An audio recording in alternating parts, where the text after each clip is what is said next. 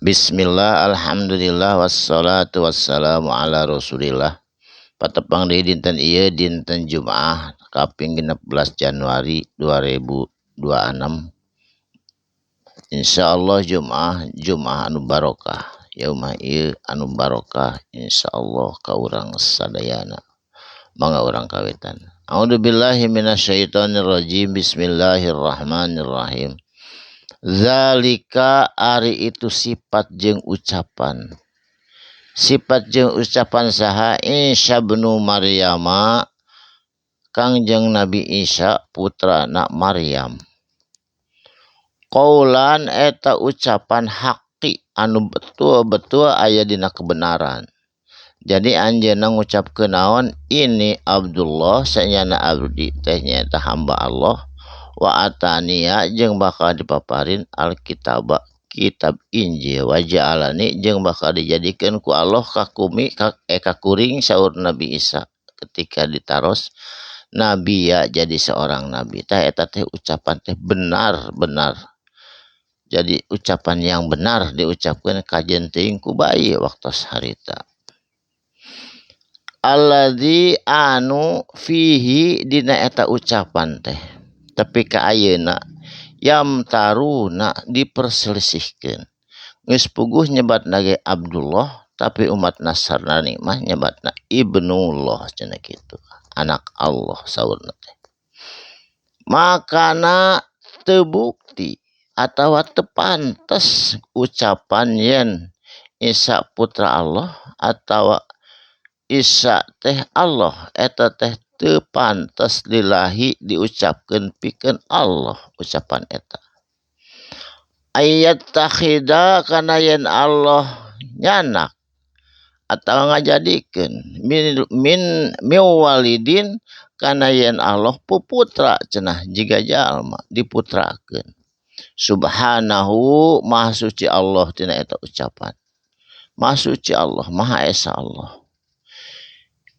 Allah mah upami aya pangersana teh idza di mana-mana qada Allah ngersakeun atau memutuskan sesuatu amron kana hiji perkara fa innama mangkasanyana mangkanyata yaqulu Allah mengucapkeun lahu kana eta perkara kun jadi fayakun jadilah perkara eta.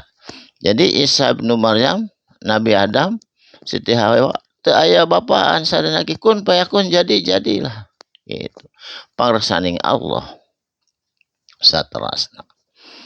Wa innallaha saur Nabi Isa jeung sanyana ari Gusti Allah.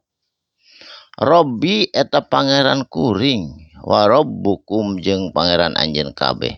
Lain bapa kuring atawa Bunda Maryam anu di sorga atawa bapa anu di sorga sanes. Allah teh Robbi wa rabbukum pangeran kuring jeung pangeran anjeun kabeh. Fa'buduhu mangka kudu ibadahhu ka Gusti Allah. Sarua Nabi Isa ge ibadahna ka Gusti Allah jiga urang sadayana. Hadza ari ieu jalan siratun nyaeta jalan mustaqimun anu lurus anu kacida benerna.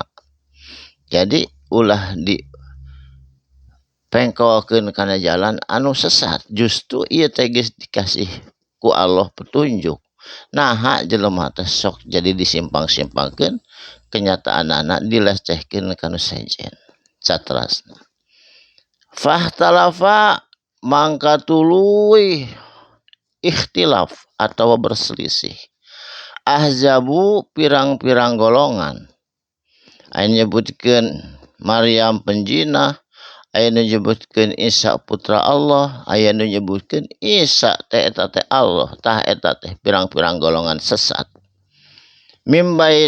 Mimbainihim di antara marenana.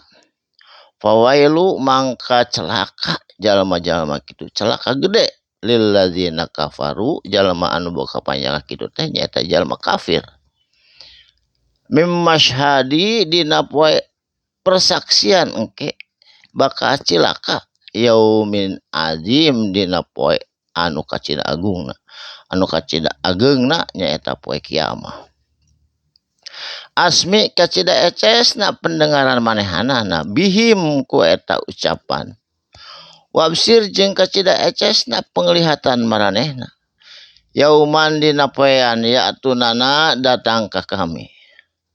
Laki ini tetapina azzalimuna jalma-jalma dolim yauman dina poe ieu fi dolalim mubin nyaeta aya dina kesesatan mubinin anu nyata. Jadi sanes teu nguping, sanes teu ninga umat kafir teh nguping ieu teh Abdullah hamba Allah, tapi anjeunna mah tetep boga keyakinan, boga penyelewengan sangkaan da tos kitu kafir mah kaayaanana.